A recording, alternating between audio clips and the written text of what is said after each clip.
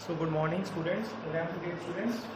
Today we will be studying our second lecture of laws of motion. On that day we have done the first lecture of laws of motion. So the topic is going on laws of motion. On that day we have studied, so what is friction? Okay, we have done that. And one thing more we have done, conservation of momentum we have done. So conservation of momentum we have completed.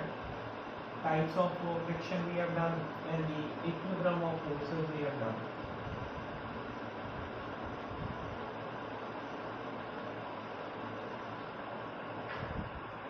These topics have been completed.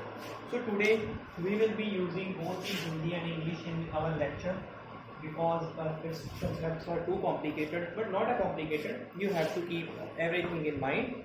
So first of all, our topic name is circular motion. We are well aware of circular motion. We know a body is there which is rotating in a circular motion. Suppose this is center and the radius of this circular motion is r, and the body is having suppose mass m, and it is having direction in this, its velocity direction is this. Okay. You know, if body reach here, the velocity direction will be this and mass will be this. So what we will say, a body having circular motion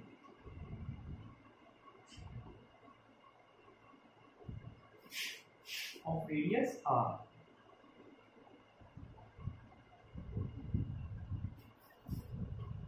mass of body, you have to write everything and its velocity is v. So you know the direction is changing. Now at this time the direction of velocity is in this way, and at this time the direction of velocity is in this way. So direction of velocity is changing. That means direction is changing. Direction of velocity is changing. That means velocity is changing. And if velocity is changing, that means acceleration will take place. Acceleration will take place. Okay.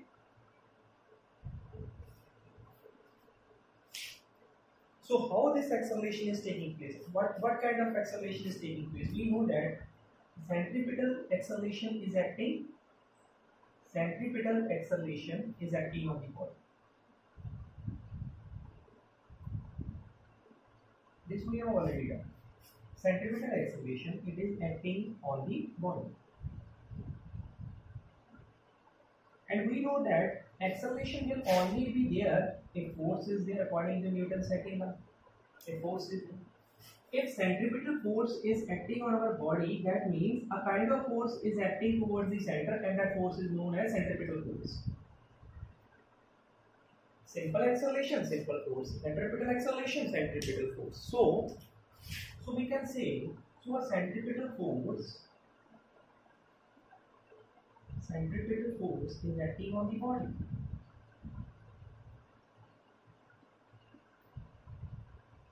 And what is the direction of this centripetal force? It is along this direction, this direction. It is centripetal force is perpendicular to the direction of velocity. At every time. It is perpendicular to the direction of velocity. At any instant, at any time, direction of velocity. At any time.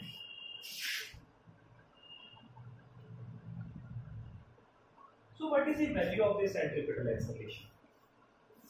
So value of centripetal acceleration we know. It is v square upon r. We have calculated in previous lecture. And what is the body of our mass of our body m? So what is the value of centripetal force? So this is very important. Centripetal, for this we are going to use in the incoming expressions. So the value of centripetal force is equal to mv square upon r. What we have done, a body is having a circular motion. acceleration is acting towards center, known as centripetal acceleration. And due to that centripetal acceleration, there exists a force whose name is centripetal force, and it is acting toward the center and perpendicular to the direction of velocity at any time. So the value of centripetal force is mv square upon r. This is first concept. So due to this centripetal force, body is having a circular motion. So you can also write that due to centripetal force, body is having a circular motion.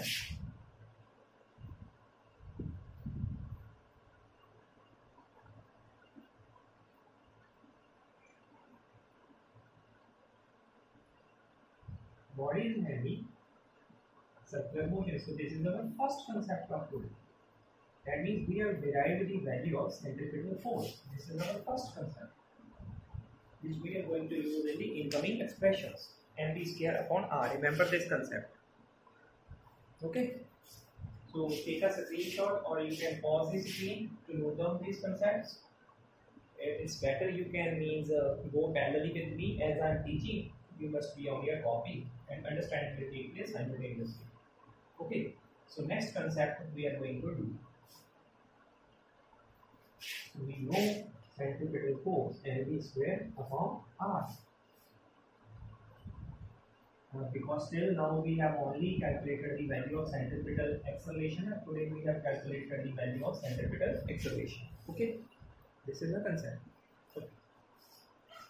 So first of all, this is a simple concept. Traveling of vehicle on road. Suppose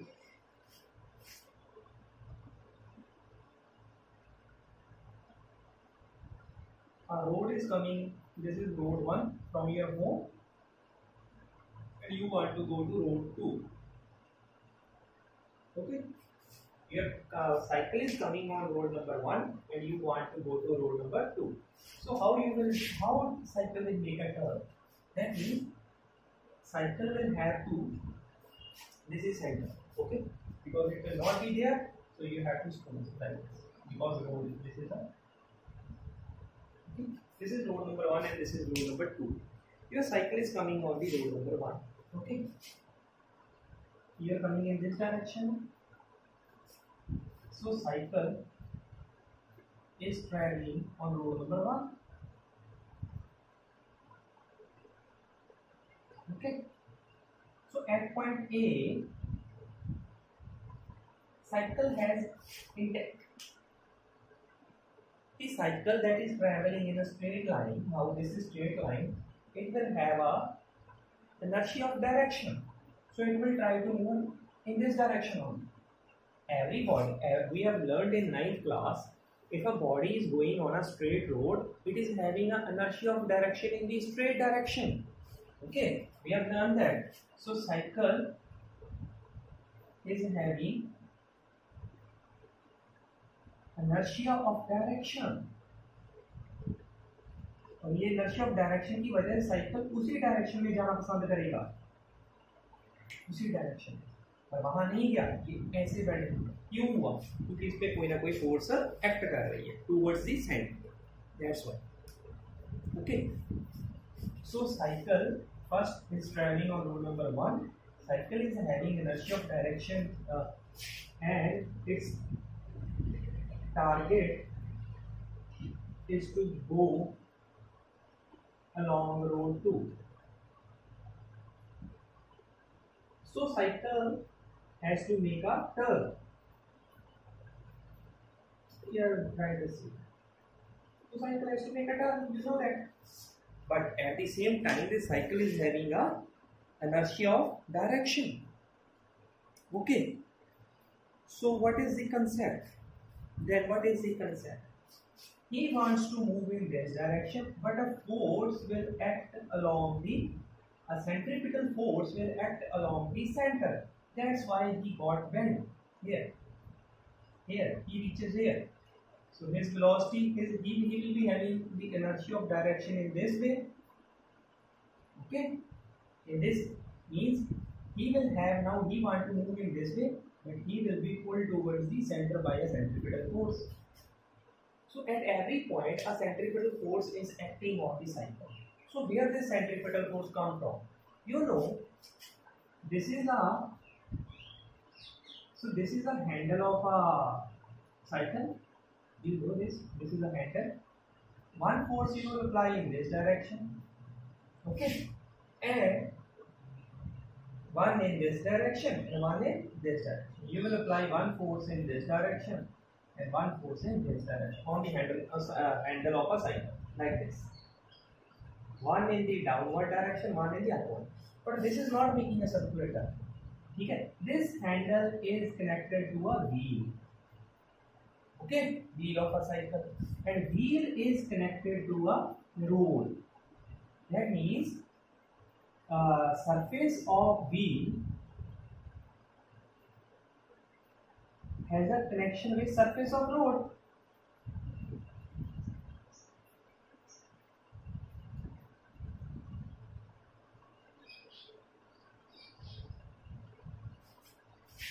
So what kind of force will act here? What kind of force will act here? You know, these along the surface, one kind of force, and that's the name is frictional force. So frictional force is there between the surface of wheel and the surface of rod. It wants to move along this direction. ये जाना चाहता है इस direction में, ठीक है? और हमने टर्न किया हैंडल. हैंडल टर्न करने से क्या हुआ? जो इसकी फ्रिक्शनल फोर्स थी रोड में, वो अपने एक्शन में आ गई.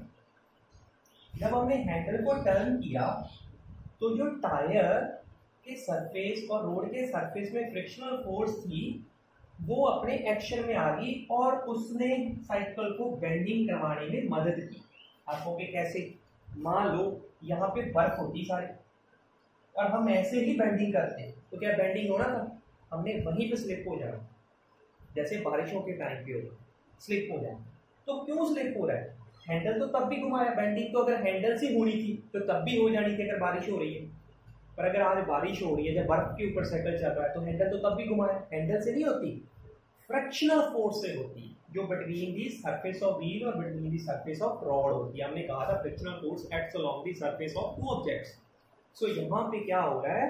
Frictional force is means acting as a centripetal force. So frictional force जो हम बेंडिंग करते हैं, so frictional force is acting as a centripetal force.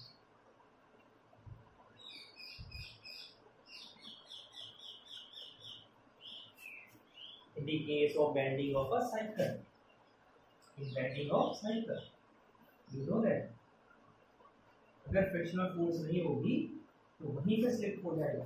Cycle ऐसे जा रहा है, वहीं पे नीचे हो जाएगा. ठीक है? सो फ्रिक्शन हेल्प कर रही है बेंडिंग में. ठीक है? सो पता ही हमें सेंट्रिपिटल फोर्स के तौर पे एक्ट कर रही है. So friction, force of friction को Fr से रिप्रेजेंट करते हैं is equals to centripetal force. Okay, and we have already found out the value of the centripetal force now, that is mv square upon r, and this is frictional force. Please write this theory. I am going to rub this because I want to use this board.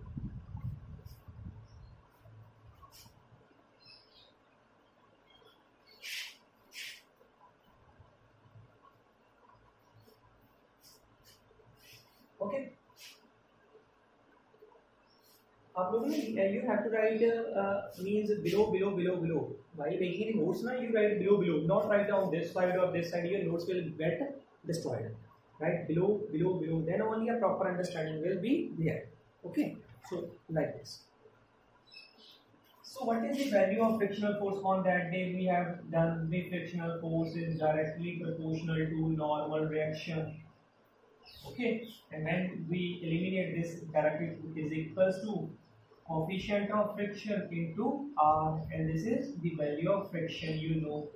We know the value of friction is equals to mu into r. This is number 1, this is number 2. So compare 1 and 2.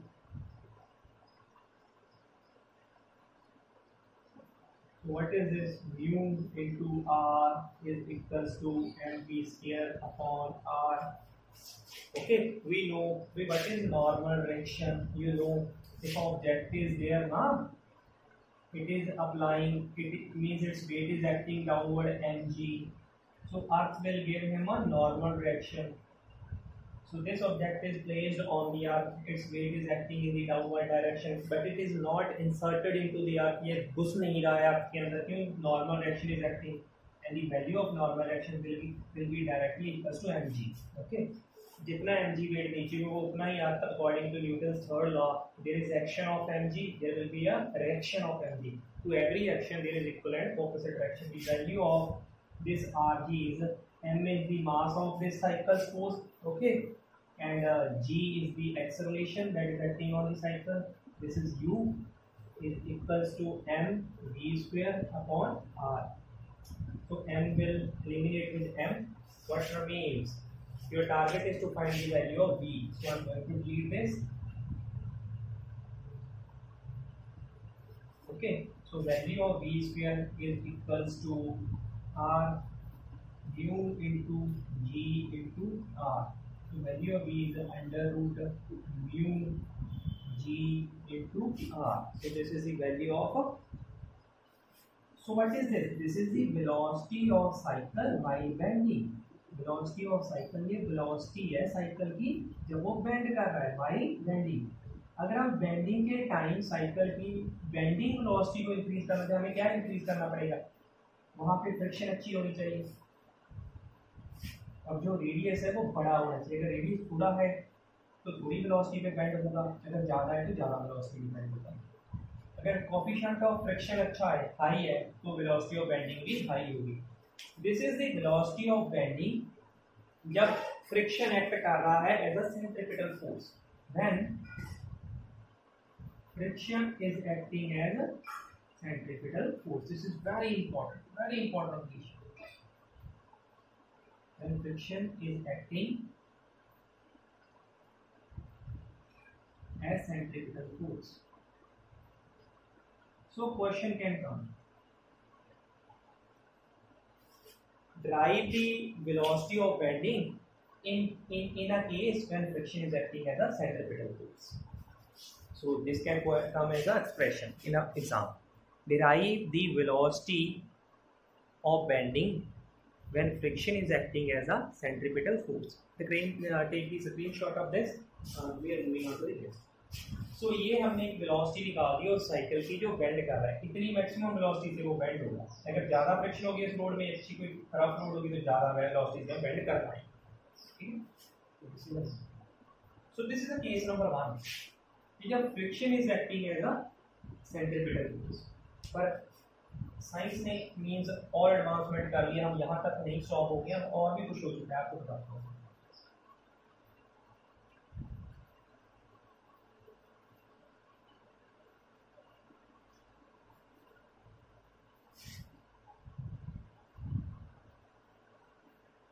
So second concept is, suppose you are means riding a bicycle. Suppose, okay, you are riding a bicycle. So you are riding a bicycle on this, and there is a turn like this. Okay, what do? You are going on a cycle like this. Okay, you always bend the cycle. You always bend the cycle. You are going on a cycle like this. You bend while taking a circular turn like this. You are going like this, ना? You always tilt the cycle. आप उसको टेढ़ा कर देते हो cycle एक theta angle पे. पहले आप इस डायरेक्शन में जा रहे हैं, आप थोड़ा सा टेढ़ हो गए तो बेंडिंग आसान हो जाती है. क्यों आसान होती है? तो वही दैट्स ये हमारी स्टडी है यहाँ,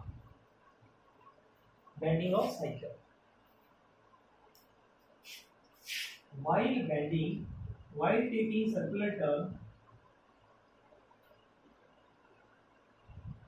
this is new concept. We bend our vehicles.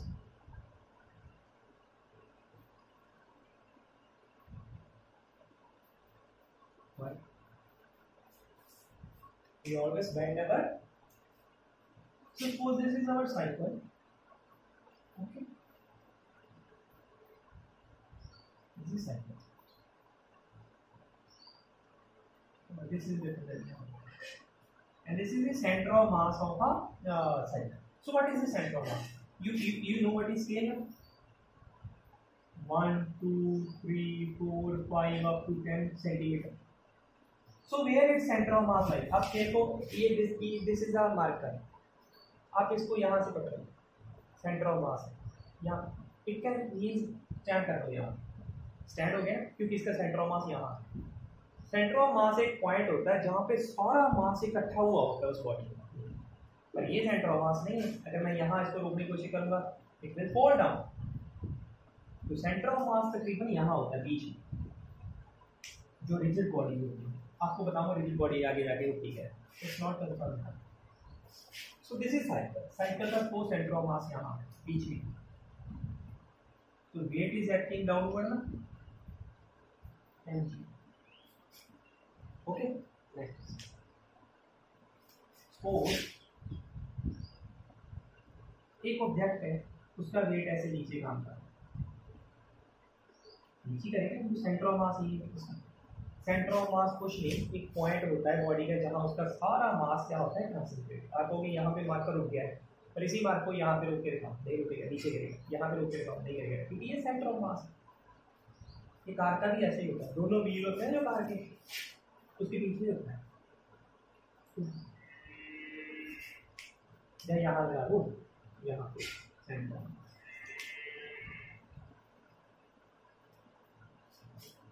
सो हमने इसको साइकिल को टिल्ट कर दिया, और हमने टिल्ट कर थीटा एंगल, थीटा एंगल की हमने साइकिल को टिल्ट कर दिया. ओके, अब इसको टिल्ट कर. ये वो ऑब्जेक्ट है, ये वाला, इसका सेंटर ऑफ मास इधर है. अब हैंग कर दो ताकि ऐसे यहाँ एक ना पिन लगा दो, मेक लगा दो, उसके धागा टांग दो. कोई ऐसे होगा नीचे धागा. अब ऐसे कर दो, तब भी धागा कैसे रहेगा नीचे.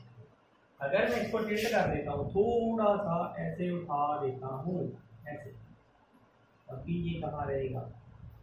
हाँ, ये जरूर इसके नजदीक आ जाएगा. थोड़ा सा पहले क्या था, थोड़ा सा ये एक्स था, यहाँ से भी क्या था एक्स, पर इधर से क्या हो जाएगा, थोड़ा सा एक्स से इधर ज़्यादा हो जाएगा, ये लॉन्गर हो जाएगा, इधर ये थोड़ा हो जाएगा. और रहेगा बिल्कुल आपकी तरफ, सेंटर की तरफ, लाइक ऐसे. पहले दोनों के क्या था, सेंटर इधर से भी सेम था और इधर से भी सेम. जब ऐसे करूँगा तो देखा रहा तो बनी, पर ये इसके थोड़ा सा नजदीक आ गया. ठीक है, दो चीज. तो सेंटर ऑफ मास कहाँ है, कहाँ है सेंटर ऑफ मास, मतलब वेट कहाँ एक्ट कर रहा है, थीटा ओवर डायरेक्शन. mg तो नीचे ही एक्ट करेगा, ये याद रखें. ठीक है. अब देखो ये कैसे, कहाँ ये बंदा नीचे को वेट लगा रहा है, ये आपको नीचे से एक्शन दे रहा है, ऐसे एक्शन दे रहा है, बिल्कुल नीचे ऐसे कर, ये आपको ऐसे एक्शन देगा. सही. तो आप इसको रिएक्शन किस डायरेक्शन में देगी, ये अर्थ, इसको इसी डायरेक्शन में क्या देगी, रिएक्शन. ओके, आपका काम ये. अब ये क्या है, अर्थ है.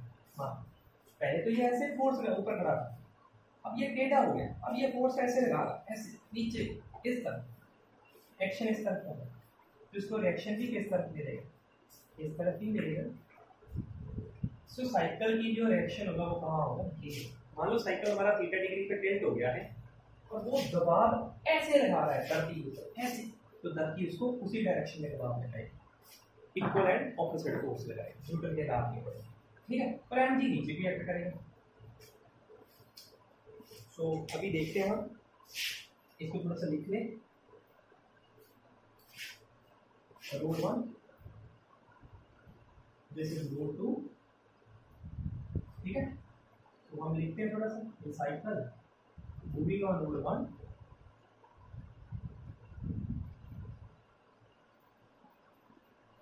it makes some tilt, so it makes a bending. Driver bends the cycle. The cyclist will. That is a good thing. Cyclist bends the cycle at angle theta is normal. Okay, like this. अब इस diagram को draw करें like this. Cycle अब ऐसे हो गया, उसका normal direction इस तरफ है और वेट कहाँ एक्ट कर रहा है. सो आर के दो कंपोनेंट्स बन जाएंगे. कितने एंगल पे हुआ है? Theta angle. एक कंपोनेंट आर का इधर होगा आर कॉस थीटा और एक कंपोनेंट आर का इधर होगा. क्योंकि वेट क्या है मान के चलो क्या होगा, फोर्स लगा रहा है ना, एक तरह फोर्स है तो रिएक्शन भी क्या है फोर्स है. फोर्स क्या होती है? Vector quantity. तो ये एक रिएक्शन भी एक वेक्टर क्वांटिटी है. इसके दो कंपोनेंट बनेंगे आर कॉस थीटा है आर साइन. जब साइकिल ऐसे टिल्ट हो गया, एक कंपोनेंट उसका उधर होगा कुछ हिस्सा और एक कंपोनेंट इस कंपोनेंट पे रहेंगे. अगर ये रिएक्शन हो रहा है तो कोई रिएक्शन मिल रहा है धरती से, तो ये क्या बनेगा आर कॉस थीटा, ये बनेगा आर साइन.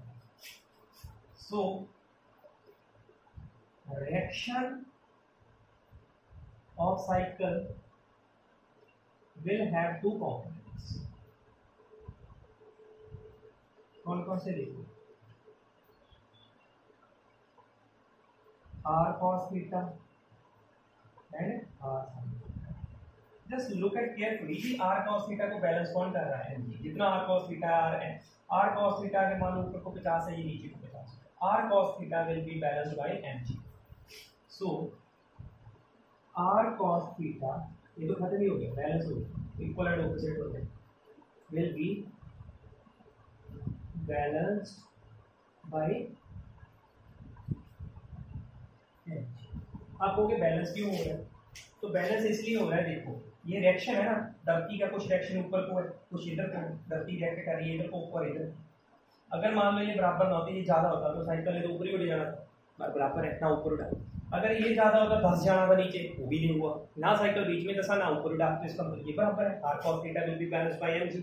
सो धरती का ये कंपोनेंट साइकिल को इधर लेके जाने की कोशिश कर रहा है. इधर इधर किस तरफ लेके जाने की कोशिश कर रहा है? सेंटर की तरफ. कौन सा कंपोनेंट लेके जाने की कोशिश कर रहा है? r sin theta. ये तो कैंसिल ही हो गया, r cos थीटा और mg तो कैंसिल ही हो गया. सो r sin थीटा विल, ये रिएक्शन है, ये रिएक्शन इस तरफ जाने की कोशिश कर रहा है, ये उस तरफ. So r sin theta will means move the cycle towards centre.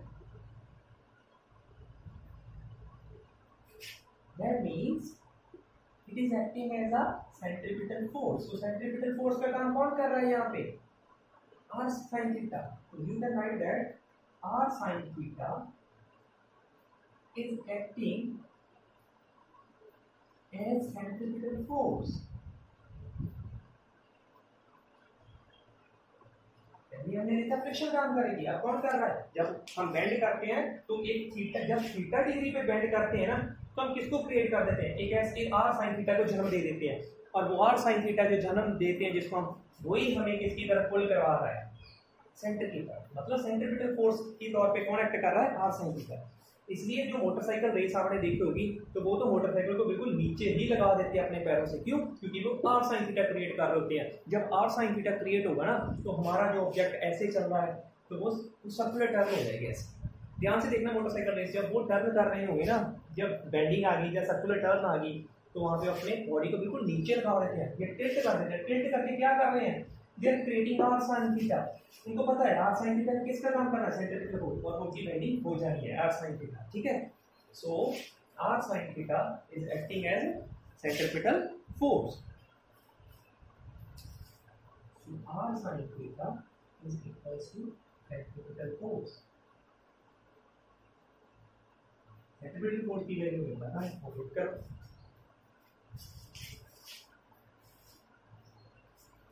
So what is the value of this centripetal force? I am going to read this.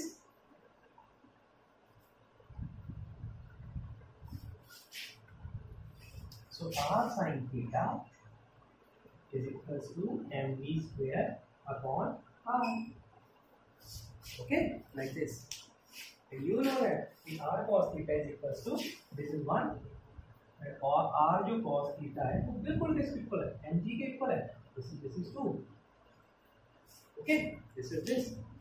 तो ऐसा करो, डिवाइड 1/2, क्योंकि अगर sin थीटा क्रिएट करना, सॉरी tan थीटा क्रिएट करना है, divide 1/2 r sin theta upon r cos theta is equals to mb square upon r upon mg. So what is this? R will cancel with r. Sin theta upon cos theta is tan theta. What is this? mb square upon r, ये mg कहाँ चला जाएगा, नीचे चला जाएगा, and m will cancel with m. तो our target is to find the, जब ये हमारा साइकिल मतलब ऐसे बेंडिंग हो गया तो कितनी वेलोसिटी होनी चाहिए उसकी, कम से कम कितनी वेलोसिटी, हमारा टारगेट है v ढूंढना। So tan theta is equals to whatever means here v square upon rg। तो rg is in dividation mode and that we on that direction it is in multiplication mode, v square। so v is equals to under root rg tan theta. तो इतनी velocity कम से कम cycle की होनी चाहिए तभी वो bend कर पाएगा। So this is the minimum velocity, okay, फिर maximum, sorry this is the maximum velocity, बस इतनी, इससे ज्यादा वेलोसिटी होगी फिर बेंड नहीं कर पाएगा, ठीक है। This is the maximum velocity of bending. तो तब भी हमने कैलकुलेट की थी जब फ्रिक्शन एक्ट कर रही थी, और जब r sin थीटा एक्ट कर रहा था तब भी हमने मैक्सिमम वेलोसिटी एक्ट की थी, बेंडिंग की मैक्सिमम वेलोसिटी कितनी, मैक्सिमम वेलोसिटी ऑफ बेंड। तो इतनी वेलोसिटी मैक्सिमम है, बस ये मैक्सिमम वेलोसिटी। अगर आप इस मैक्सिमम वेलोसिटी को बढ़ाना चाहते हो तो आपको क्या बढ़ाना पड़ेगा, थीटा बढ़ाना पड़ेगा। अगर हम ज़्यादा एंगल पे टिल्ट करेंगे तो ज़्यादा वेलोसिटी से हम क्या कर पाएंगे, बेंड कर पाएंगे, ठीक है। So this is a case, so like this, ये कंसेप्ट समझ आ गए। तो ये क्या हुआ, टिल्ट हो गया, क्या हो गया, टिल्ट। पर हर बार बॉडी टिल्ट नहीं होती है। तो इसी कंसेप्ट का किसने यूज किया, गवर्नमेंट ने यूज किया। सो गवर्नमेंट पहले तो रोड ऐसे डिजाइन करती थी, ऐसे करती, ठीक है। मान लीजिए आपको ये कंसेप्ट बताओगे, इसी कंसेप्ट के बेसिस पे गवर्नमेंट ने रोड डिजाइन की।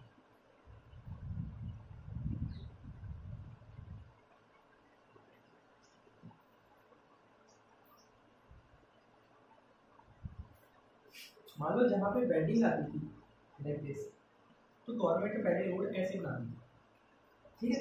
अब क्या किया, इस रोड को उन्होंने क्या किया, पहले रोड ऐसे बना दी, अब इन्होंने थोड़ा सा उसको ऊपर उठा, थोड़ा सा ऐसे करके यहाँ से बेंडिंग थीटा एंगल। तो क्या कर रहे हैं, गाड़ी, पहले गाड़ी ऐसे जाती थी, अब कैसे जाती है, ऐसे जाती है। तो वो ये थीटा एंगल क्रिएट कर देते हैं। जब वो कंस्ट्रक्शन करते हैं ना रोड की, पहले तो गाड़ी ऐसे जाती थी, ये हमारा कंसेप्ट, अब क्या हो गया ऐसे। अब हम नहीं कर रहे हैं उसको ठीक है, हम ऐसा नहीं, कार में ऐसे, हम कार को अब कैसे कर दे, कार को कैसे उसके दो पहले पहिए उठा देंगे तब, चलो साइकिल में तो है तब तो बेंड हम कर देंगे, साइकिल को अपनी बॉडी को इधर कर लेंगे। अब कार को कैसे करूँ ये बताओ, कार के इतने स्टंट तो हमें आते ही है ना, we don't know these kind of stunts, we can tilt the car, it's in the films not in reality. So what they do this that is known as banking of roads। ये उसको inclination कर देते हैं, they do inclination of roads at turns, this is known as banking of roads।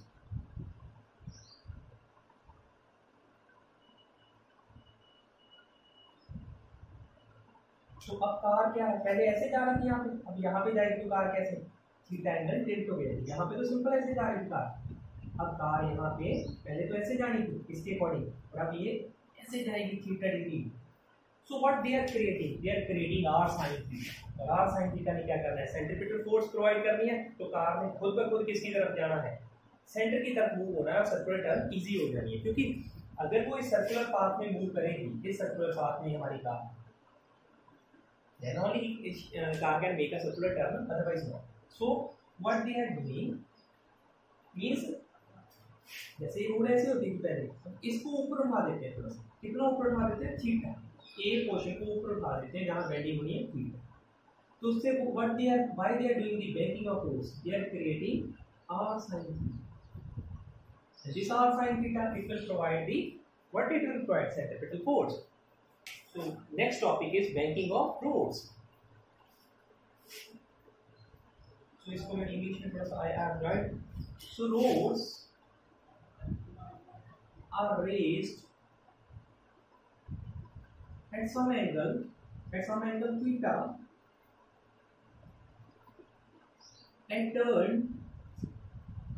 turns Q to create R sin theta. So which provide the centripetal force. R sin theta का काम क्या है? To provide centripetal force. And this concept is known as banking of roads. अब हमारा next topic भी वही रहने वाला है, banking of roads.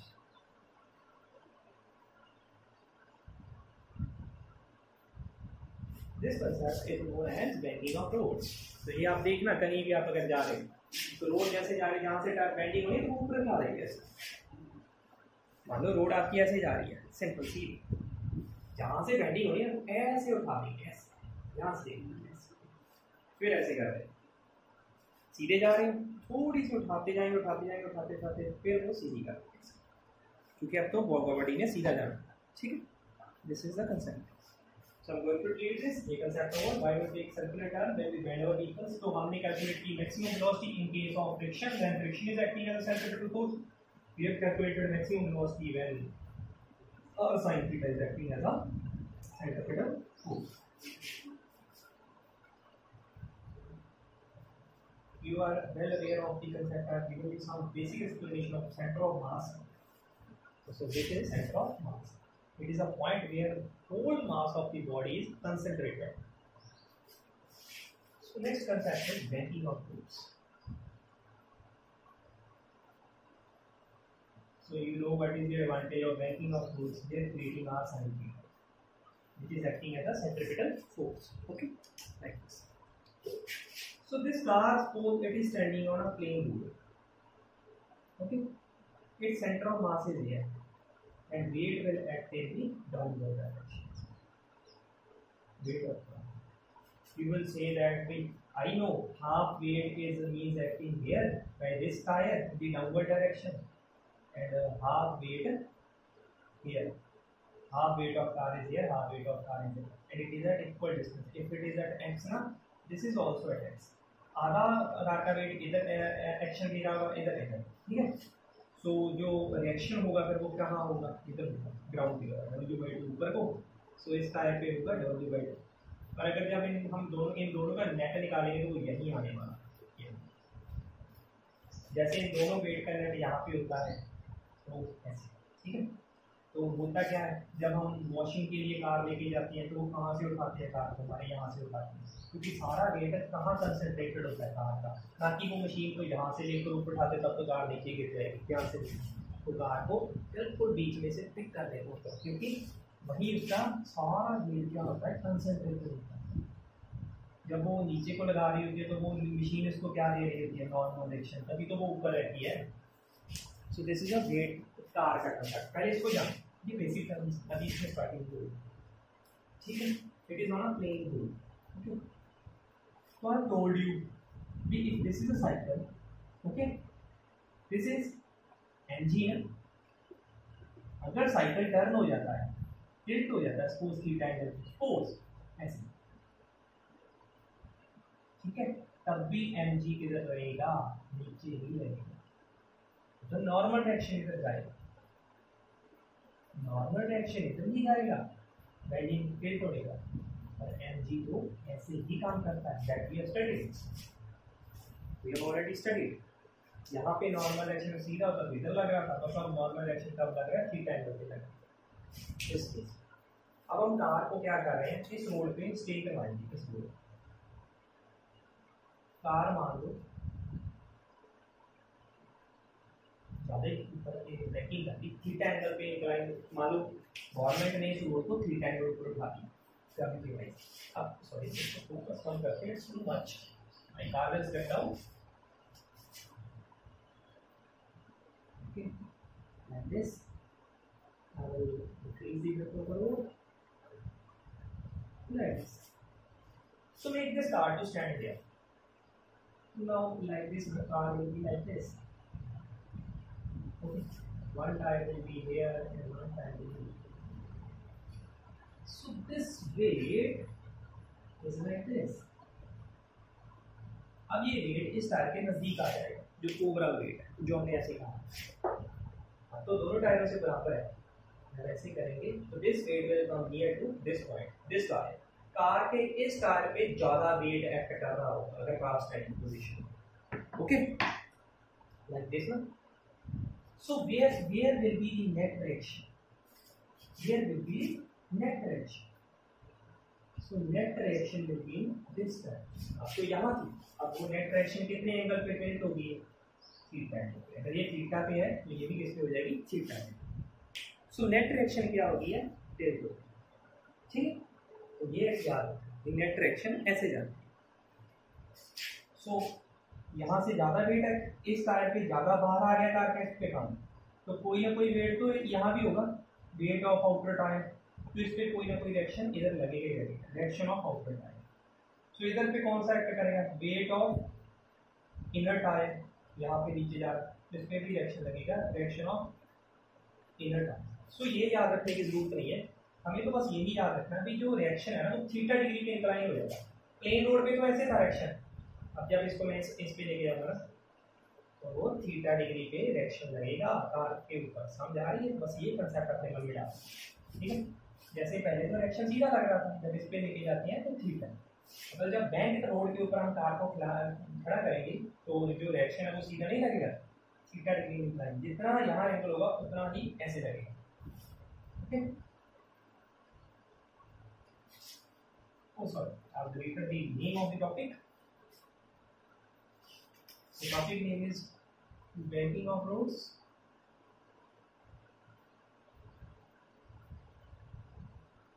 So case number 1. So what is the case number 1? Suppose you know that this is a stone, it is moving in a circular motion. I mean, this is extra concept. You have to understand. This is extra, not a banking of roads, extra concept. Because the centripetal force is acting in this direction. Here, what is acting? Centripetal force is acting in this direction. You know that stone is having a circular motion. It's only understanding. ये समझने वाला है. अब stone यहाँ आ गया. Okay. And centripetal force is acting in this direction now. इस हिसाब से स्टोन को कहाँ गिरना चाहिए? अगर इधर खींच रही है तो बिल्कुल सेंटर में आ जाना चाहिए, पर ऐसा होता नहीं है। अब आप कहोगे ऐसा है, इसको इधर आ जाना चाहिए। अब ये यहाँ चला गया तो ये नीचे को आ जाना चाहिए। सोच के देख, विजुअलाइजेशन करो, फिजिक्स इज अ विजुअलाइजेशन। तो ये नीचे आ जाना चाहिए, पर आता नहीं। क्यों नहीं आता? कोई ना कोई फोर्स इस पे बाहर भी लग रही होगी। अगर अंदर 100 न्यूटन से खींच रहा है तो बाहर भी कितने से खींच रहा होगा? 100 न्यूटन, तभी तो ये अपनी जगह पे रहेगा। ये कौन सी फोर्स लग रही है?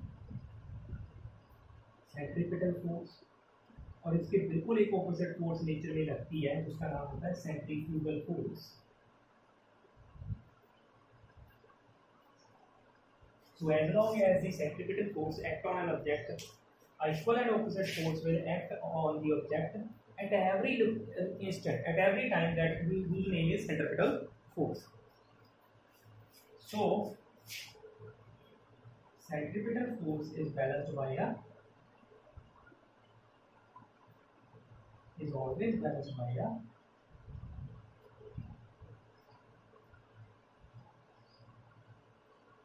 centrifugal force.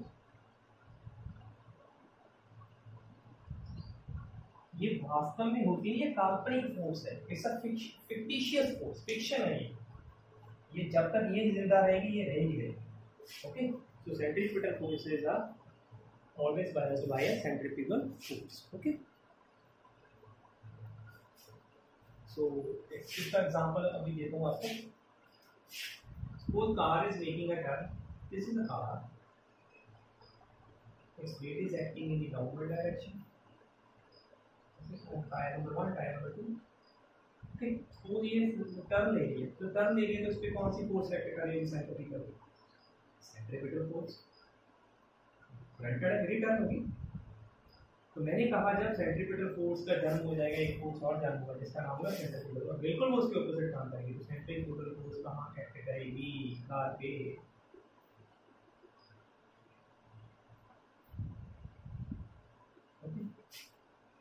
सेंट्रीपिटल फोर्स को बिल्कुल बैलेंस कौन करेगी? Centrifugal force balance. ठीक है, सेंट्रीफ्यूगल फोर्स मतलब एक फोर्स इधर लग रही है, वेट भी एक फोर्स होती है, बॉडी पे एक वेट है इधर लग रही है। ठीक है, तो अभी इसको पढ़ते हैं।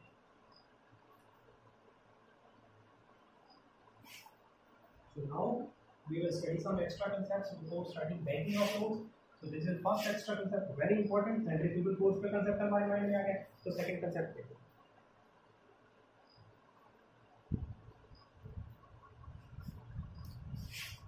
Suppose there is a plain road. We bank नहीं किया हमने road, plain road है। Like this.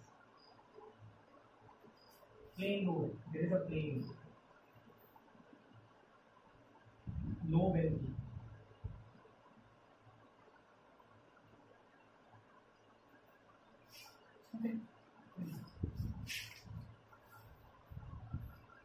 No banking. So this is car. Car weight is acting in the downward direction, and here centripetal force will act, and in this direction which force will act? Centrifugal force. Okay.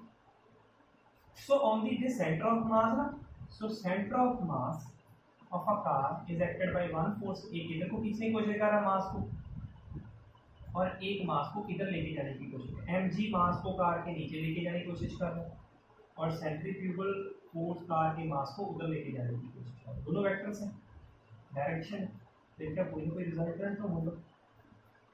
तो resultant ये होंगे, धरती पे actual resultant मास कहाँ लग रहा है? इस डायरेक्शन में लग रहा है। अगर इस डायरेक्शन में लग रहा है तो धरती डायरेक्शन भी कहाँ देगी? यहाँ देगी।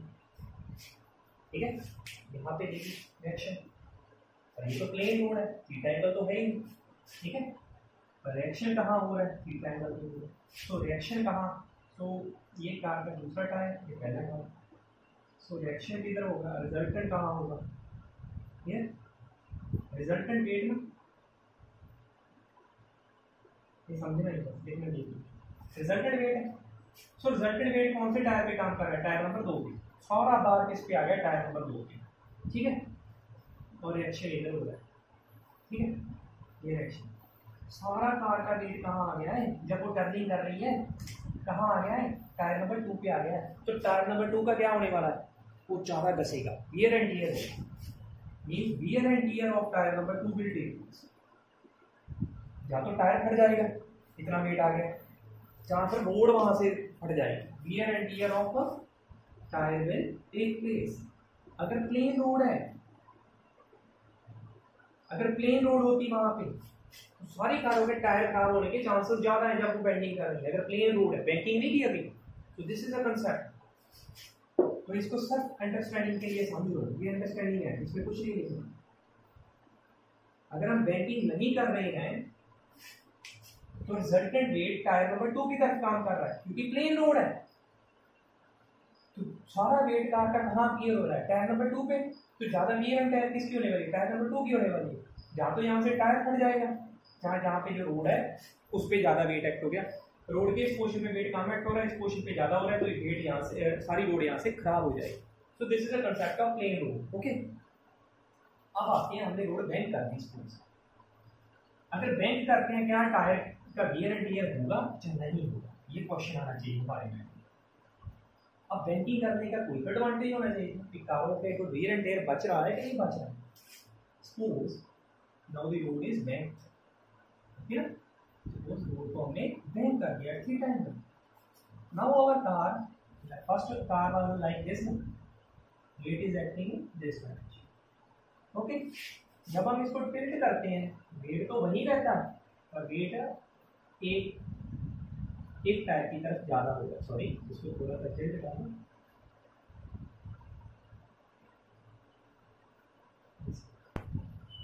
जो वेट होता है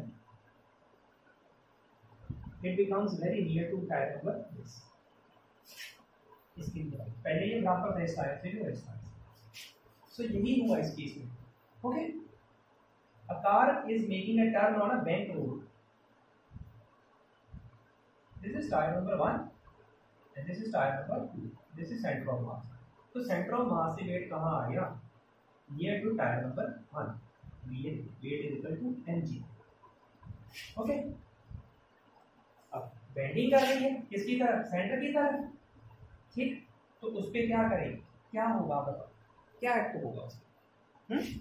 कौन सी फोर्स एक्ट होगी उसके ऊपर? सेंट्रीपिटल फोर्स एक्ट होगी कि नहीं होगी? किस डायरेक्शन की तरफ होगी? सेंटर की तरफ।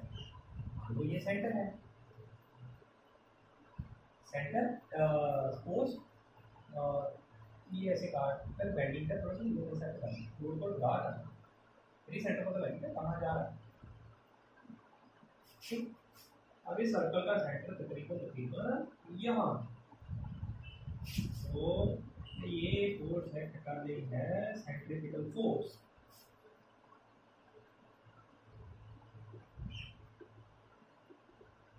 इस डायरेक्शन में एक्ट कर सही। सेंट्रीपिटल फोर्स के ऑपोजिट कौन एक्ट करेगा? Centrifugal force. ओके, अब मैं नेक्स्ट डायग्राम इसकी बनाऊंगा। कार के मास को एक चीज नीचे लेके आने की कोशिश करेंगे, ये कार के मास को उधर लेके जाने की कोशिश। रिजल्टेंट कहाँ बनेगा वही बनाना है। रिजल्टेंट देखना भी, कार का रिजल्टेंट मास कितना हो। This is diagram number 2।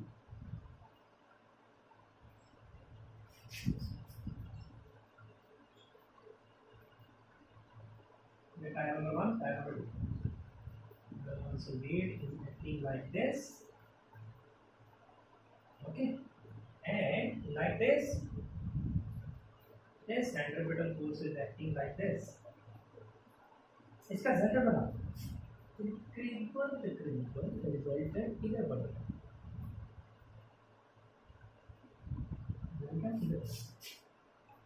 Okay, resultant ऐसा होगा कि ये बिल्कुल बीच में आ जाएगा। कहाँ आ जाएगा? बीच में, दोनों टायरों के बीच में आ जाएगा। और जहाँ रिजल्टेंट बनेगा वहीं रोड क्या करेगी? इसको डायरेक्शन देगी। ठीक है, डायरेक्शन कहाँ देगी है? बिल्कुल कहाँ आ जाएगा? ये ऐसे करके ये आपको मैं समझाता हूँ। रिजल्टेंट कहाँ आ जाएगा? तो टायर नंबर 1, टायर नंबर 2, ये रिजल्टेंट बिल्कुल इधर आ जाएगा। सॉरी,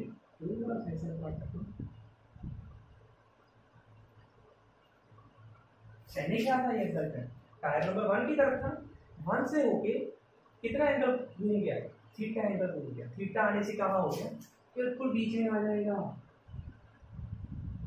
इसको क्या दिखा दो थोड़ा सा रोड के ऊपर।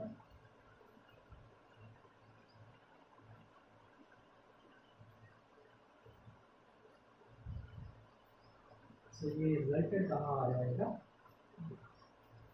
रिजल्टेंट ऑफ ये। तो पहला केस देखिए, पहले केस में सारा वेट कहाँ एक्ट हो रहा था? टायर नंबर 1 के ऊपर।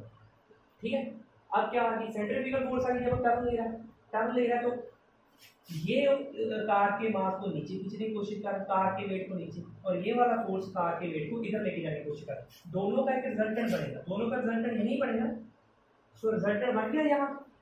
यहाँ मतलब पहले वो एक टायर के बिल्कुल नजदीक था, अब थोड़ा सा रिजल्टेंट क्या हो गया? उधर हो गया, टायर से उधर हो गया। उधर मतलब सेंटर में चला जाएगा। तो जब सेंटर में चला गया तो नॉर्मल रिएक्शन इधर होगा तो रोड का। अब बताओ, इस टायर पे भी क्या हो रहा है? नॉर्मल रिएक्शन है। तो इसका मतलब क्या है? इसका मतलब क्या है? बिल्कुल सीधा है। तो कुछ रिएक्शन इधर होगा r/2, कुछ रिएक्शन इधर होगा r/2। टोटल r ही बढ़ गया। तो यहाँ भी क्या है? अगर ये टोटल वेट यहाँ आ रहा है तो कुछ हाफ वेट यहाँ होगा, हाफ वेट यहाँ। सिंपल सी बात है, इसको छोड़ो सारा, आप कॉम्प्लेक्स हो जाएगा इसको।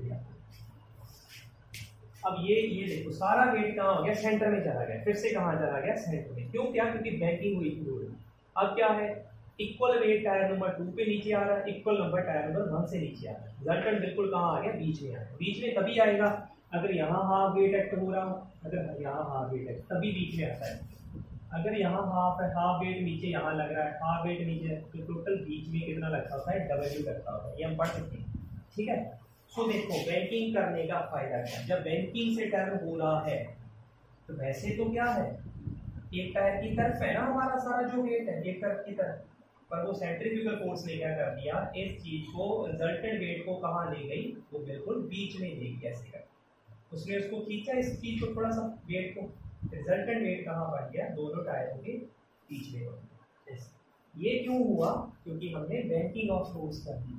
प्लेन रोड में कहाँ था ये, प्लेन रोड में कहाँ एक्ट कर रहा था, आपको बता ही दिया भी प्लेन रोड में ये इस टायर के ऊपर आ गया, टायर नंबर 2 के ऊपर ज्यादा चला गया था, टायर नंबर 2 की रीर एंड टीयरिंग हो रही थी। ठीक है, यहाँ पे लग तो ऐसे रहा है कि 1 नंबर टायर पे वेट, ना ना ना, इसको ना देखो, रिजल्टेंट को देखो, क्योंकि ये भी आ गया है, ये इन दोनों का रिजल्टेंट एक्ट करेगा, इन दोनों का रिजल्टेंट बिल्कुल सेंटर में आ जाएगा, दोनों टायर्स के। जब सेंटर में आ जाएगा, ना तो टायर नंबर 1 पे ज्यादा वियर टीयर होगा, ना टायर नंबर 2 पे ज्यादा वियर एंड टीयर होगा। ये एडवांटेज हो जाता है बैंकिंग ऑफ रोड्स का। ठीक है, सो बैंकिंग ऑफ रोड्स में क्या हो रहा है, सो जो इक्वल वेट होता है इट एक्ट्स, तो ये लिख भी सकते हो, so equal weight act on both the tyres.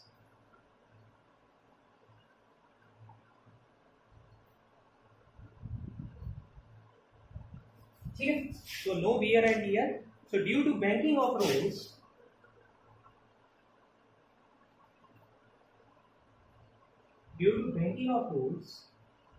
while turning, ये टर्निंग के कंसेप्ट में वैसे नहीं, while turning equal weight act on both the tires, no wear and tear of tires। ये तीनों डायग्राम में बना, ये डायग्राम नंबर 1 है समझने के लिए, ये डायग्राम नंबर 2 है, रिजल्टेंट बना दिए, फिर दिखा दिए भी एक्चुअल में रिजल्ट बैंक रोड पे कहाँ बन रहा है, ऐसे। ठीक है, ये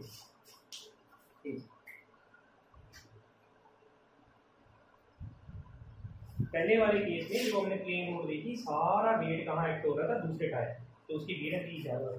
इधर भी कहाँ लग तो ऐसे रहा वेट ना, वेट ये नहीं एक्ट हो रहा है, इसका रिजल्टेंट एक्ट हो रहा है, रिजल्टेंट इधर चला जाएगा, कौन खींचेगा तो सेंट्रीफ्यूगल फोर्स, तो सेंट्रीफ्यूगल फोर्स और वेट का जब रिजल्टेंट होगा तो कितनी यहाँ आएगा, यहाँ कहाँ आएगा, centre of the two tyres.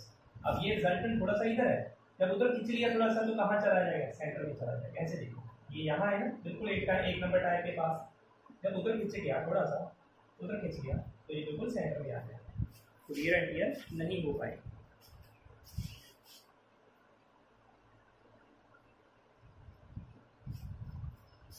तो अब करते हैं हम banking of roads, start.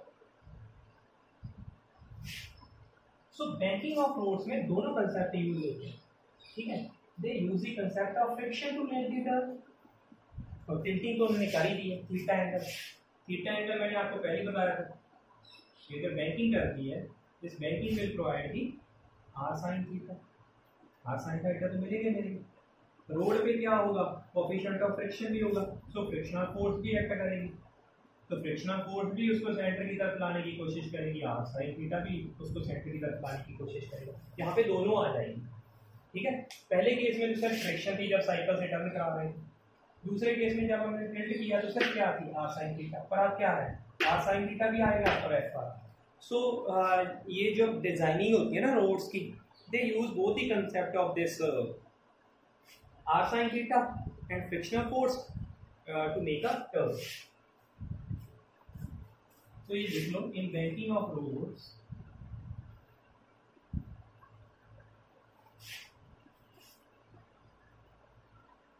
both r sin theta and frictional force Fr, frictional force are used to make turn. They are used to make turn. So banking of both r sin and Fr, frictional concepts are used. Concepts are used to design the road. Okay, right. So how we will say that now? ये हमें पता होना चाहिए, पहले ही पता है भी। जब हम r sin थीटा का concept, r sin theta is acting as a centripetal force, तब वेलोसिटी कितनी आएगी, r g tan थीटा। अब फ्रिक्शनल फोर्स के वक्त वेलोसिटी कितनी आएगी, मैक्सिमम वेलोसिटी फ्रिक्शनल फोर्स के वक्त कितनी आएगी, फ्रिक्शनल फोर्स सेंट्रीपिटल फोर्स के साथ फैक्टर करा था, तो वो भी याद हो जाएगी। v is equal to I think it's mu r g, mu r, so important है ये। जब r sin theta centripetal force के साथ फैक्टर करा तो कितनी वेलोसिटी आएगी, टर्निंग बेंडिंग। जब फ्रिक्शनल फोर्स सेंट्रीपिटल फोर्स के साथ फैक्टर करा तो कितनी वेलोसिटी, ये आपको ठीक है। सो अब करते हैं बैंकिंग ऑफ फोर्स स्टार्ट। तो पहले हम यूज करेंगे concept of this r sin theta, means concept of r sin theta we will use in designing videos.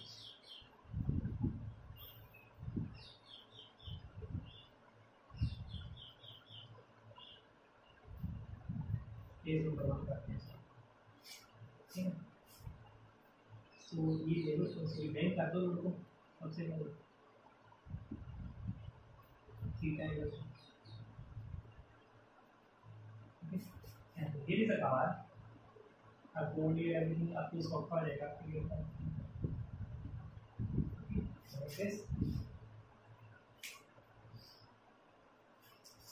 तो वेट कहाँ है कितना रहा होगा, एक्चुअल वेट है तो बिल्कुल सेंटर में कितना रहा होगा बता ही दिया था, क्योंकि वेट तो वैसे तो इधर होता है थोड़ा सा mg, जब ये कार होती है, कार का जो टायर होता है तो वेट तो इसके नज़दीक होता है जैसे mg। जब हम रिजल्टेंट लेते हैं सेंट्रीपिटल फोर्स का तो वो कहाँ आ जाता है, दोनों के बीच में आ जाता है जो रिजल्टेंट वेट होता है। सो रिजल्टेंट वेट यहाँ एक्ट करना, तो I must write it as resultant wait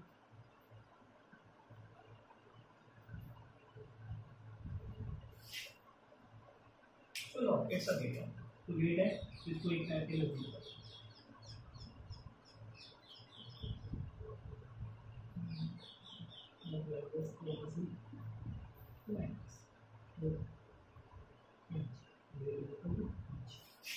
एक टायर के थोड़ा सा नजदीक होगा मुझे पता ही है ठीक है, एक टायर के नजदीक होगा ये भी पता है, पर एक्चुअल में जो नॉर्मल रिएक्शन है हमने पढ़ा था। हाँ जी, वेट तो जब गाड़ी ऐसे खड़ी है हमारी, पहला टायर जो वेट है मैं मानता हूँ एक टायर के नजदीक हो, weight is equal to m, सही है। सेंट्रीपिटल फोर्स इस तरफ होगी, ये भी पढ़ा है, और इनका रिजल्टेंट किस तरफ होगा, रिजल्टेंट इनका बिल्कुल यहाँ होगा, मान लो ये यहाँ रिजल्टेंट, तो जिधर रिजल्टेंट वेट धरती पे लग रहा है उस तरफ क्या होगा, उस तरफ होगा नॉर्मल रिएक्शन। क्या होगा, नॉर्मल रिएक्शन। वैसे तो ये ऐसा था, वेट क्या था ऐसा, वेट क्या था ऐसा, वेट क्या था ऐसा। नॉर्मल रिएक्शन क्या लगता है, थीटा डिग्री इंक्लाइन होके लगता है, जितना ये ऊपर उठाते हैं ना। सो नॉर्मल रिएक्शन जो लगेगा n, जहाँ r ले लो, जो r लग रहा है normal reaction, where r is normal reaction,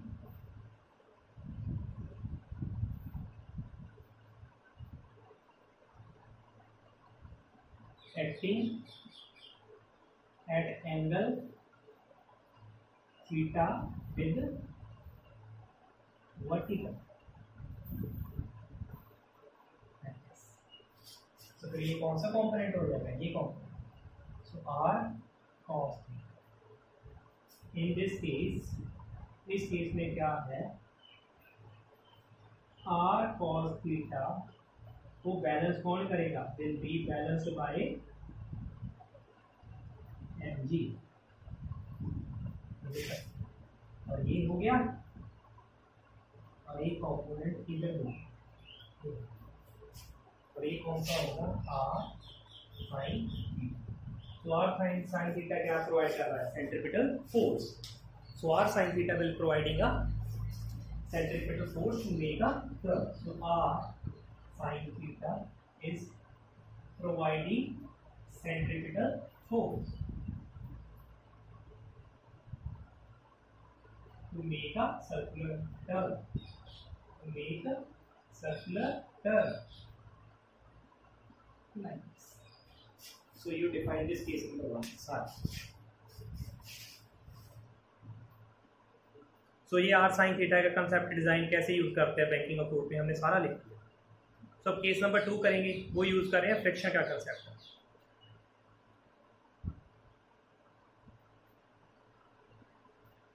So I'm going to read this. पहला केस हो गया when they are using the concept of r sin theta. तो ऐसे हो गया, नॉर्मल डायरेक्शन आपको बता दी ऐसे लग रहा है, नॉर्मल डायरेक्शन ऐसे लग रहा है. ठीक है, ये डायग्राम को मैं ऐसे ही रखूंगा. I will not read this because I require this diagram. I am just deleting the theory. So this is for explanation. This is also about deleting. ठीक है, so this is also not needed here. This is diagram. ये पहली वाली diagram. अब दूसरी diagram, फिर banking हुई पड़ी है उसकी, तो वो फ्रिक्शन का कंसेप्ट भी यूज कर रहे हैं. वही करना है. डायग्राम्स को ध्यान से देखो. तो क्या है, थीटा डिग्री बैंक कर दी हो. अब car is standing here. This is the car. Okay, like this. So this is centre of मास जो यहाँ एक्ट कर रहा है. mg weight is equals to mg. It is acting like this. Okay, suppose can be near to one car, near to this. Okay, like this.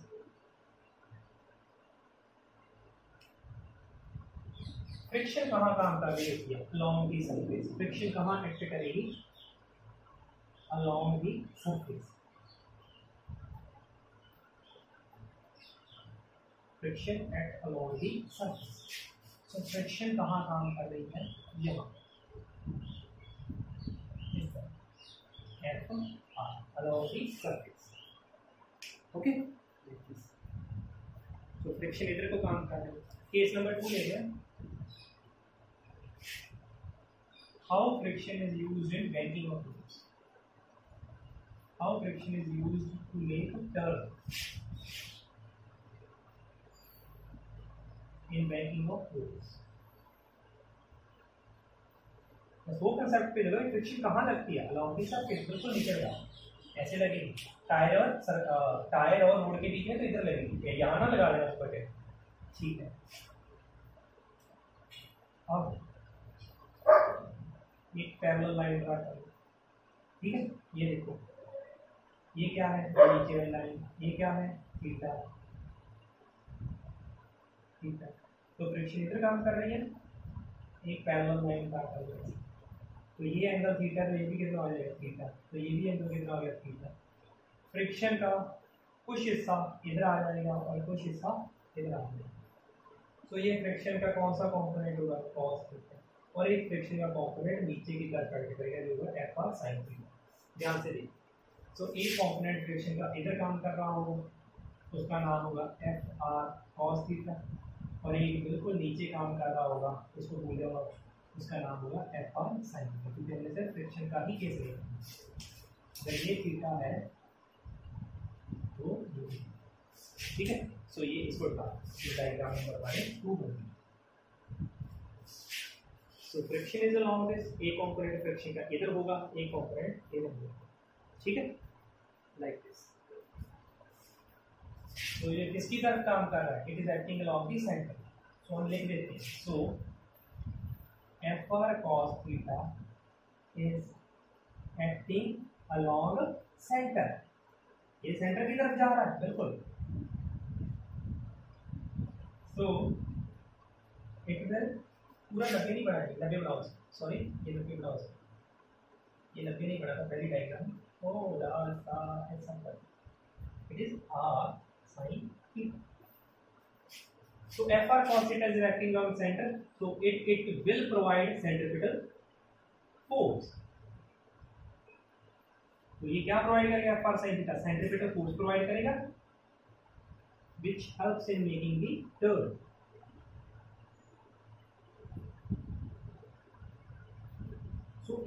Are cos theta term कराने में मदद करेगा friction का component, और दूसरा लिख दो F R sine theta act in the downward direction.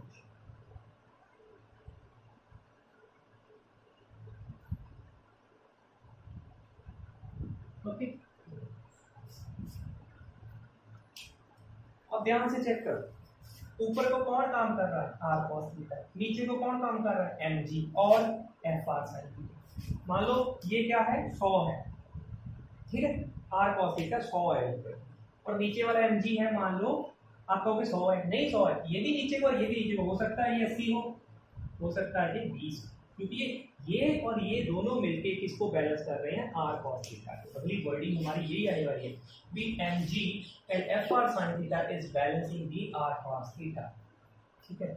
So next concept this I am going to use from the diagram. अब डायग्राम को देख के ही चलना है, F R sine theta and M G, ये वाला और ये वाला एम जी बैलेंस दी, किसको बैलेंस कर रही है, आर कॉस थीटा, याद रखो इंपॉर्टेंट कंसेप्ट। दूसरा कंसेप्ट, सेंटर की तरफ कौन काम कर रहा है, आर साइन थीटा, सेंटर की तरफ कौन काम कर रहा है, एफ कॉस थीटा, तो ये दोनों किसके इक्वल हो गए हैं, ये प्लस ये क्या प्रोवाइड कर रहे हैं, centripetal force. So F R cos theta and R sine theta together make the centripetal force, together make the centripetal force, remember this thing। nice, थोड़ा सा you remember F R sine theta और M G किसको balance कर रहे हैं, R cos theta, F R cos theta और R sine theta किसकी तरफ है, सेंटर की तरफ, so they are making the centripetal force. Now I am going to delete the diagrams, okay. तो अगर डायग्राम की जरूरत नहीं है, ये लिख दिया, आप यहीं से चल जाएंगे। तो we are calculating the banking of force, हमारा टारगेट है मैक्सिमम वेलोसिटी कैलकुलेट करनी बैंकिंग में, जो ये। सो डायग्राम से क्या मिला, एफ आर साइन थीटा, ये भी डाउनवर्ड की तरफ है, एम जी भी डाउनवर्ड की तरफ है, ये टोटल मिलकर किसके इक्वल हो गए, आर कॉस। देखो हमने ऊपर यही लिखा, ऊपर देखो एफ आर साइन थीटा और एम जी किसको बैलेंस कर रहे हैं, आर कॉस थीटा, ये दोनों मिलके क्या बन जाएंगे, R cos theta. Remember this as one, very important. और मैंने क्या कहा, the F R cos theta plus R sine theta, okay, together they are making a centripetal force. अब सेंट्रीपिटल फोर्स का फॉर्मूला पुट करते हैं, क्या होता है, M V square upon R. So R small लेना तो स्मॉल ले लो, बी लेना तो बिग ले लो। R is the radius of circular path. So F R, गाड़ी जिस सर्कुलर पाथ में मूव करेगी उसको सर्कल तो होगा, उसका कोई रेडियस तो होगा, ये 2 number, okay, this is 1 number and this is 2 number. So I am deleting this, ये आप अपने याद रखते हैं, ठीक है। So this is friction, this is friction। Third number, friction हमें पता है, we know friction is equals to coefficient of friction into normal friction, we know, ये पता है, that is normal, okay। इस थर्ड की फ्रिक्शन की वैल्यू यहाँ भी पुट कर दो और यहाँ भी पुट कर दो। So put value of 3 in 1 also and 2 also, तो पुट करो, यहाँ कर देता हूँ थोड़ा सा, तो फिर डिलीट करूँगा। सो एफ आर की वैल्यू क्या लिखो, म्यू इंटू आर, देखो यहाँ 1 म्यू इंटू आर, आगे क्या आ गया, sine theta is there, plus is there next, and M G is there is equals to R, okay. I put the value of FR, यहाँ भी FR वैल्यू है, FR is mu into R, very simple expression, cos theta plus R sin theta is equals to mv square upon R, okay, make it as fourth equation and make it as a fifth equation, like this. Okay. So what we will do, fourth equation से जो हमारी ये equation है, मान लो are की value निकाल, सिर्फ are. Okay, so are की वैल्यू क्या आएगी, अगर हम आर पहले आर एक जगह कर देंगे, फोर्थ इक्वेशन का आर एक जगह कर, फिर आर की वैल्यू निकाल। इसमें आर तीन जगह आ रहा है, आर यहाँ भी आ रहा है, आर यहाँ भी आ रहा है, आर यहाँ भी आ रहा है। अगर मैं आर की वैल्यू फोर्थ इक्वेशन से निकालता हूँ, फिफ्थ पुट करता हूँ, तो कुछ बढ़ेगा मेरा। ठीक है, my target is to find V square. तो इस इक्वेशन का मैं कुछ नहीं कर सकता, इसमें पुट करता हूँ सारी values. So from fourth equation इसको चेंज कर दो, दिस इज एम जी, ये एम जी यही रहेगा, ये यहाँ प्लस का उधर जाके माइनस हो जाएगा। R cos theta minus mu R sine theta. You have to find the value of R, make it R subject as common, what remains in bracket cos theta minus mu sin theta, and here it is mg. You have got the value of r, make r as subject and other terms on left side, mg upon cos theta minus mu sin theta, make it as 6. So 6 की value put कर दो fifth में, 6 की value put कर दो fifth में। Now I'm going to read this. So we will use this board.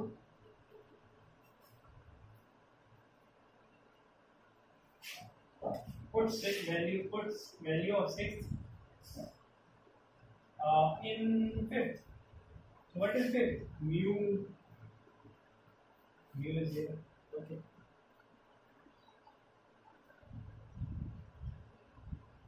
Okay.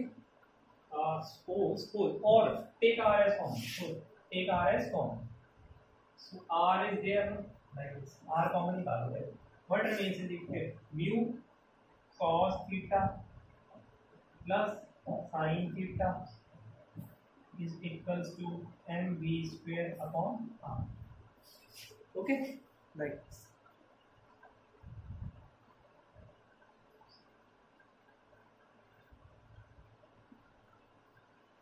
So put the value of this. This is a normal direction. R is a normal direction. Just you take the radius as small. Okay, small r. ये complexion पैदा हो जाएगा, तो r एक ही बन जाएगा। So this is okay. So normal direction की value बता दूँ, mg upon cos theta minus mu sin theta, and here it is mu cos theta plus sin theta is equals to mv square upon r, and m cancel with m. Okay, so r will go there, radius will go there, and g will also remain there. So r is the radius of circular term of the circular path. Rg, r come here, g is there but remains here. Mu cos theta plus sin theta upon cos theta minus mu sin theta is equals to v square. So if I divide this numerator with cos theta and I divide this numerator with cos theta, nothing will happen. So Rg, what happens? Mu cos theta upon cos theta plus sin theta. I am dividing the numerator by cos theta, and same way I am dividing the denominator by cos theta. Cos theta upon cos theta minus mu sin theta upon cos theta is equals to v square. Okay. So I am using this board. Now I am going to do this. So cos theta will cut with cos theta will cut with cos theta. What remains here? Rg bracket, then mu is there, I've written mu plus tan theta. So what in the denominator? 1 is there. Okay, then minus is there. Mu tan theta is equals to this. So this is the velocity under root बन जाएगी वहां जाके सारा कुछ under root में लिखो R G tan theta plus v 1 minus mu tan theta. So this is the maximum velocity of turning when the road is banked.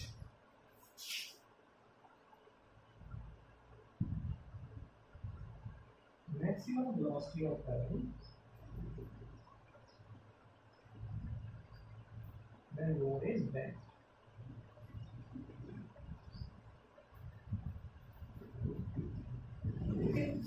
You know भाई friction के केस में वेलोसिटी कितनी है थी तो पहले हमने लिखी थी अंडर रूट म्यू आर और आर साइन थीटा जब सेंट्रीफ्यूगल फोर्स के परफेक्ट करा तो वेलोसिटी कितनी आई थी this is velocity maximum velocity of friction centrifugal force के परफेक्ट करा तो आई थी अंडर रूट म्यू आर और यहाँ वेलोसिटी कितनी आई थी sine R G tan theta. तो tan थीटा क्यों आ रहा है क्योंकि आर सी साइन थीटा भी हमने बैंकिंग ऑफ रूट बनाने में यूज किया. म्यू क्यों आ रहा है क्योंकि रिडक्शन को भी हमने यूज किया. ठीक है. So both concepts we are using in the banking of routes mu and tan. ये वेलोसिटी और ये वेलोसिटी तो ये क्या है ओवरऑल वेलोसिटी इंक्रीज हो जाएगी क्योंकि दोनों इफेक्ट्स को हमने कंबाइन कर दिया. Both F R is also acting as a centrifugal force. Both means this r sin theta is acting as a centripetal force. So overall velocity while making the turn on the banked road is more as compared to this concept or this concept. So velocity of turning on a banked road is more